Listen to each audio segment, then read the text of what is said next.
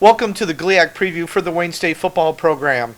I'm Sports Information Director Jeff Weiss and joined by head coach Paul Winters. Paul, let's start off with this year's schedule. Very unique non-conference. We're playing three teams. First of all, Slippery Rock. Wayne State hasn't played them since 1986. Obviously, they're a playoff team, so it'll be a tough home opener. Great football team. Great football team. Very well coached. Had an outstanding year. I think they were one of the final 8 teams in the country last year. So that's going to be a big challenge for us. Luckily, we have that one at home. So that's the way you want to start off, playing against a ranked team. Hopefully we can fill the stadium and people can come in and actually see fantastic football. The next 2 weeks, you've got long road trips. First trip to Kirksville, Missouri since 1975, followed by a trip to Quincy, Illinois, and the Warriors have never played the Hawks in football. What do you know about those two schools? I know they're really far away, and it's quite a trip for us in both of them. They're not real large towns, so there's going to be some issues with the travel that we have to ignore and just play the game. I think they're both very good football teams, and again, well coached and very talented. So it's a good challenge for us to leave the league and to compete against other teams. Sounds great. Obviously, the last 8 weeks of the season will be against conference foes. The Warriors, 50 returning letter winners, 24 on offense, 24 on defense, 2 special teams. We were joking off camera about returning starters. Normally, you just add it up to 11, so we have 7 on offense, but really it's more like 14, 15 guys that have started. Well, I mean, for example, running back, I can only have 2 starters back, right? Or really 1 because you don't like fullbacks. But James Hill has started, Deontay Moffitt has started, Deontay Nicholas has started, Steve Sharon has started. So I have 4 returning running backs that are returning starters. I have 2 returning quarterbacks that are returning starters. Any number of wide receivers and at least 5 offensive linemen, and I've lost 2 really all-American offensive linemen. And that doesn't count Landon Mitchell, who obviously started quite a few games at yes, his previous school. Exactly right. So we feel good about our talent coming back on the offensive side. We're talking about offense right now. The competition is going to be great because, like you say, all those guys started, and all of them want to be starters. So they'll compete like heck to be starters. Defensively, 9 starters returned. Obviously, the 2 that you lost, I know, 9 Not plus, so fast. plus. Exactly. But obviously, losing Anthony Pittman, he's done a nice job in camp with the Detroit Lions. Boy, he looks good. And Derek Coleman at defensive end.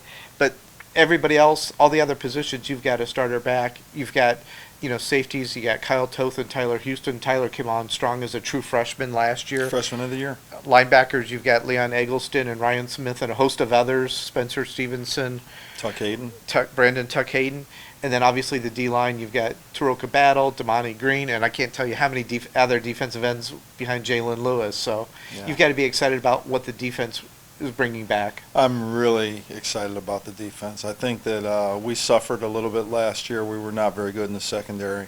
We had some injuries, and we were hurting a little bit up front defensively, and we've kind of solved all those issues. I think Jalen Lewis is healthy for the first time in 2 years. With that knee injury that he suffered in 2017, he's finally back. He's running without a limp, and he's going to be a 250-pound, really unstoppable defensive end, I think. Makes a difference, makes a huge difference when you have that guy who's going to be an impact guy. I think that Terry Sanders has changed his body, and he's gone from and I always make fun of him. Yeah, he's kind of made the progression from the secondary to he was a stiff corner, and then he was a stiff safety, and then he was a little bit stiff linebacker, but he could run, and if he was fast, now he's a really athletic, fast defensive end. Just that's the way it works.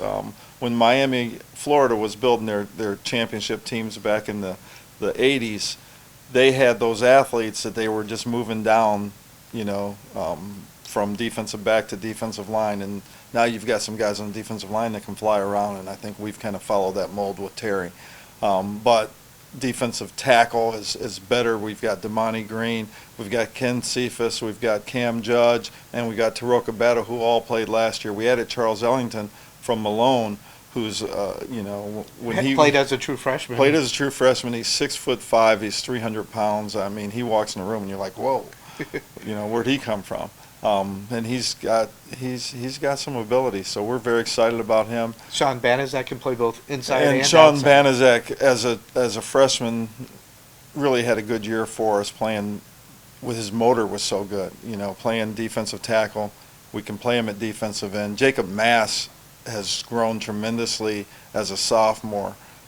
He gives us a lot of athletic ability, and he's now close to 240 pounds as a defensive end. So there's just so much more talent and so much, again, more competition at the position.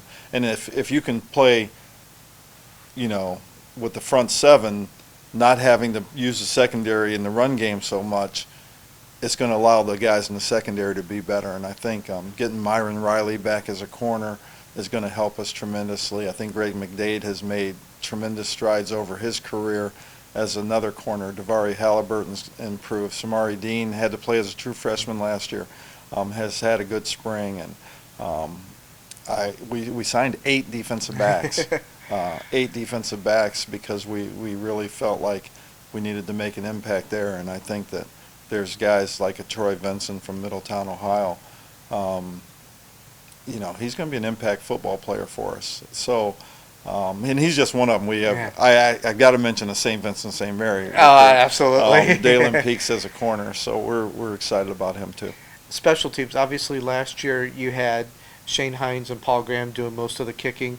This year you brought in 2 kickers. You've got Luke Bevilacqua back and Taylor McCarty. So obviously, and then all the running backs that we were talking about before Return men. return men. So Well, and DeReese Roberson as a return man, and we didn't talk about him on offense, but DeReese Roberson may be the best offensive player in the league this year because he's so impactful with his speed. Anyway, he's a great return man too. You know what? We lost 3 graduate student kickers. So you really, it's a concern because we have a couple freshmen that have the possibility to play for us. Luke Bevilacqua, who has kicked for us in the past, we're looking for more consistency out of him this year. He has a very strong leg. Jackson Grisky is a young man who is left-footed, and that gives us a little bit different dimension as a punter as well. So we're looking forward to doing different things with the group of young men that we have. sounds great. Well, hopefully everyone will come out to Adams Field on September 5th for the home opener against Slippery Rock. Thanks for watching this edition of Get to Know the Wayne State Football Program.